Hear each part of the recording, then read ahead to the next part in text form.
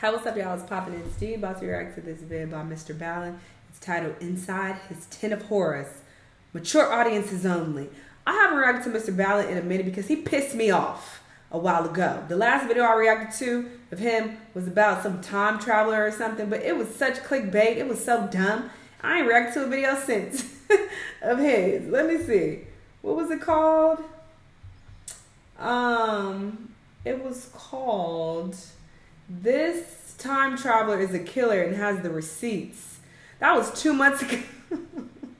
I reacted to this man in 2 months because he pissed me off with that stupid video. But, you know, I'm hoping he's gotten his act together because I do like him. I like his stories for the most part. But that one was lacking. But somebody told me that this one was good. I'll trust you. We'll see. In the 2 months that I haven't reacted to him, if there have been any really good stories, let me know. Leave the requests in the comments below. And I may look into them and may watch it. But, yeah, he better not be on no nonsense this vid. Let's watch. In April of 2023, police in a little town in western India got a call about something horrible being discovered inside of this tent on a farmer's property.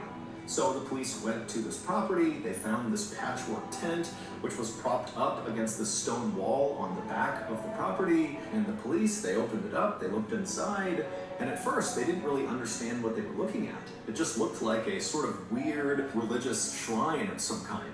But upon closer examination, they realized what they were looking at was actually something very dark. This is one of those stories that goes in a totally random direction at the end. And I must warn you, it's quite graphic, so viewer discretion is advised.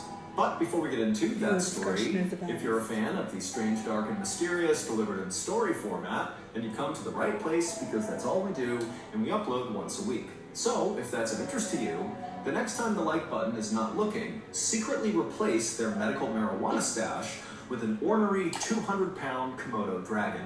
Also, please subscribe to our channel and turn on all notifications so you don't miss any of our weekly uploads. Okay, let's get into today's story. I won't speed this one up because it's already short. I'll let him talk slow.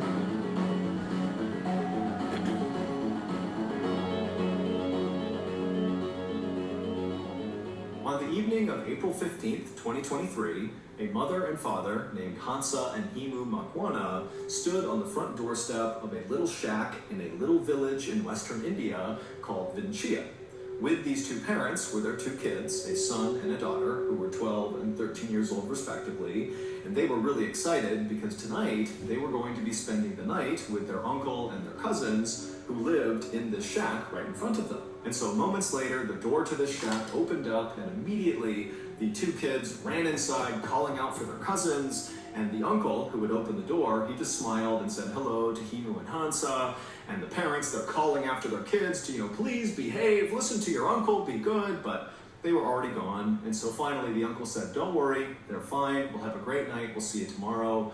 And so Himu and Hansa thanked him very much, and then they turned around, they grabbed each other's hands, and began walking out towards the dirt road that would take them back to their own home. The village that Himu and Hansa and their kids and their uncle and their cousins all lived in was a very poor, rundown farming community where for the most part people worked really hard but barely got by. But this night, as Himu and Hansa walked along this dirt road, passing by the shacks and tiny apartments and fields and livestock that were kind of all over the place, they weren't thinking about, the struggles of daily life in this village. Instead, they were thinking about how beautiful the village was that night. The sun was starting to set, and so the sky was this beautiful orange, and all the cows that had been out that day, kind of wandering around the village, were all starting to stand up and make their way back towards their stables for dinner, and with every step the cows made, the little bells on their neck would ring out. And so the scene in front of Himu and Hansa was so beautiful and peaceful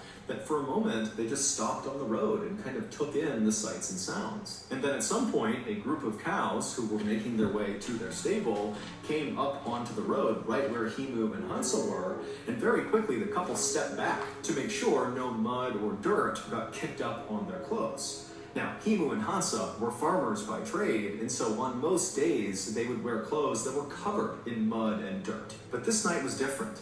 Himu and Hansa were wearing their finest outfits, and they were not about to get them dirty. Hansa had on her beautiful red dress, and Himu was wearing a starched white button-up shirt. After the cows had crossed the road and suddenly the path was clear again for Himu and Hansa to walk on, Himu paused before taking a step, and he turned and just looked at Hansa. And Hansa, who lately had been feeling quite down, appeared to be very happy and radiant. And so Himu just smiled at Hansa, and at some point Hansa looked up and smiled at him, and then before long they were holding hands again, strolling down the road. A little while later, the couple turned onto their street, and just up ahead on the left side, just off the road, they could see their home, which was a small concrete and brick structure. But when the couple actually reached their property, instead of going in the front door, they walked around their property into the back side where all their crops were. They were growing peanuts and cotton. And Himu and Hansa just walked straight back away from their house through these fields all the way to the very back of their property, which was marked by this huge stone wall that was as tall as Hansa was. And when they reached this wall, they also reached their tent. It was like this patchwork tent they had built, with one side being supported by the stone wall, and the other side, the side closest to them as they approached it, was supported by these pikes they had driven into the ground. Inside of this tent was the family's shrine to the Hindu god Shiva. And over the last couple of days, Himu and Hansa had been working on this new addition to the family shrine. It had been a lot of work, but it was finally done, and tonight, Himu and Hansa were finally going to be able to use it. The couple stood outside the tent, taking in the sights and sounds of the beautiful sunset, and then, one after the other, they went inside the tent. The next day, sometime in the afternoon, Himu and Hansa's children returned from their uncle's house after sleeping over there the night before. And when they got to their home, they went to the front door and immediately called out for their parents. But their parents were not inside the house. And so these siblings walked all around the house and then went out the back door thinking maybe their parents were out in the fields working. But when they went outside, they saw their parents were not out there either. And so as the kids stood there kind of wondering where their parents were, the boy said to his older sister, maybe they're in the shrine. So the kids left the back of their house, they cut straight across the field all the way to that back stone wall where they found the shrine, the tent that was propped up against the wall. And right away, the kids noticed something was off about the shrine. Whenever their parents were in there praying, they could typically hear them from a distance as they walked up to the shrine.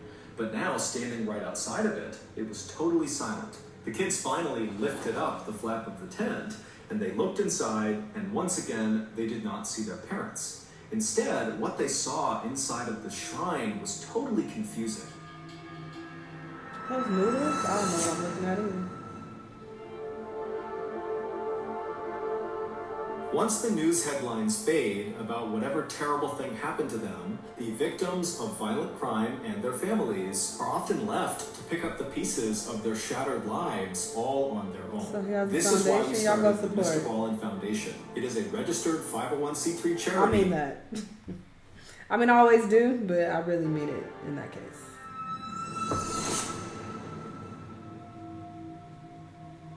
The shrine, which their parents typically kept absolutely immaculately clean at all times, looked kind of dirty. There was this weird, rusty-colored liquid kind of all over everything, including on some of the holy objects, like the picture and statue of Shiva. And in the middle of the shrine, where there was this fire pit, were these two hunks of meat that looked like they had been placed in the fire and then forgotten about. The kids knew their parents would never leave the shrine in this condition, nor would they spoil food and let it sit out on a fire and not eat it. And so they're thinking to themselves, what happened inside of the shrine, and where are my parents?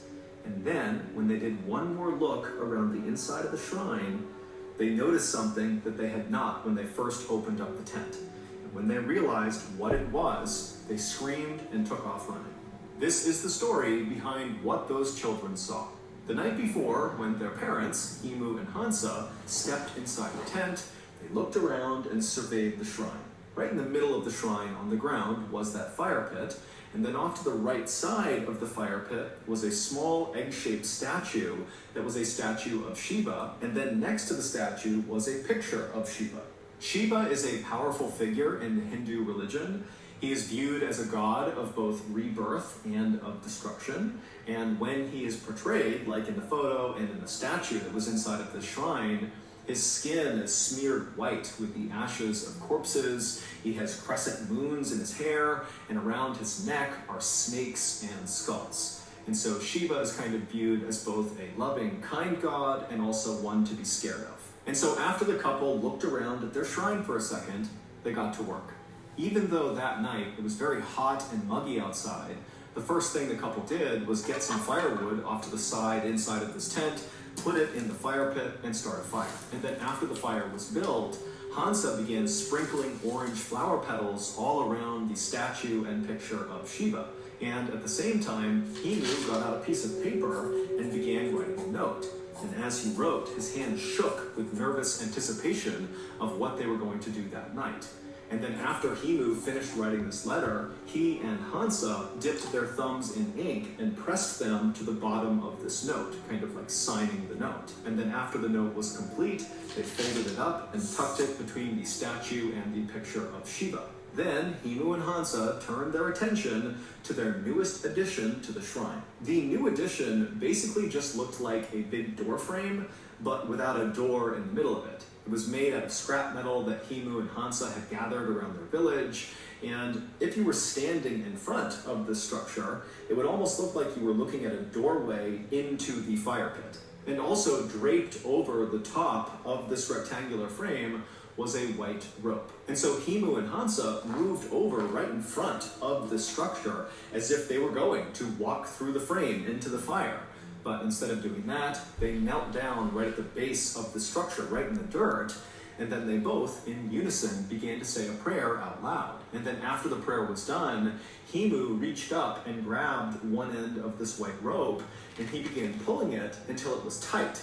And then he pulled it a little bit more and a little bit more until he had it right where he wanted it, and then he held the rope steady. And then Himu, still holding on to this rope, along with Hansa, very carefully got down onto their bellies, Himu being very cautious not to give any slack to the rope or pull it any farther. And then once they were in position on their bellies, all they would have heard was the crackling of the fire in front of them, and all they would have felt was their hearts beating in their chest.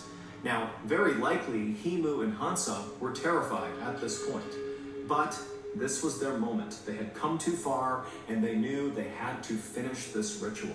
And so, with one last loving look at each other, the couple nodded, and then turned their attention back to the fire, and then Himu let go of the rope.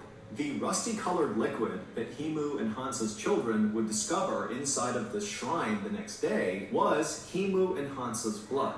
And the two hunks of meat that their children saw in the fire pit were their parents' decapitated heads. The children realized this was the case when they scanned around the tent one more time and noticed their parents' headless bodies lying side by side at the base of this structure. That was what, of course, caused the children to run outside and go find the police. This new addition to the shrine, the metallic structure, was a homemade guillotine. A guillotine is a device that kills people by cutting off their heads. The white rope that Himu had pulled on was connected on one side to a very heavy metal blade. And so when he was pulling the rope, he was pulling that blade up off the ground until it was positioned right above them. And then he held it steady. And then when he let go, the blade fell straight down, striking the backs of their necks, decapitating them instantly and sending their heads rolling forward into the fire, as designed. When the police arrived at the shrine, they would find that letter that Himu and Hansa had written and then signed with their thumb, tucked near the statue and the picture. And in this note, Himu and Hansa would not give a reason for why they did this, but they would say, this was our choice, we wanted to do this, we just ask that our living family members take care of our children and our elderly parents. No one has been able to give a reason for why Himu and Hansa intentionally decapitated themselves and then let their heads burn in a fire. Their family has said there was no indication that the couple was going to commit suicide. I mean, they seemed happy, they were not financially well off, but they were not financially struggling either. It seemed like their life was good. And so basically, this whole thing came out of left field. As for the police, they believe that Himu and Hansa must have been performing some sort of black magic ritual where they believed if they lopped their heads off and allowed them to roll forward and burn in this fire, that somehow would bring them closer to perhaps Shiva or some other god or some other higher power. But as of today, no one knows. The fuck? Okay, so that's gonna. This was a better story. I mean, creepy and very, very unfortunate, but it was a better story and it wasn't clickbait. Yeah, I automatically assumed they were doing some type of religious ritual, but it seemed like people around them were confused. Like, they didn't even know about the ritual. So is this something they just made up? I'm very confused. Because usually when there are crazy rituals, like, people are aware of the practice and they can be like, oh, they were doing X, Y, Z. You know, so that's what they did. But the people in the village seem to be like, oh, we don't know what the fuck this is. They made this shit up. Like, that's wild. But, you know, RIP to them, and hopefully their kids were well taken care of. This was wild. Y'all let me know what y'all thought, though. Let me know what other videos you're going to watch, and I'll see you on the next one. Bye.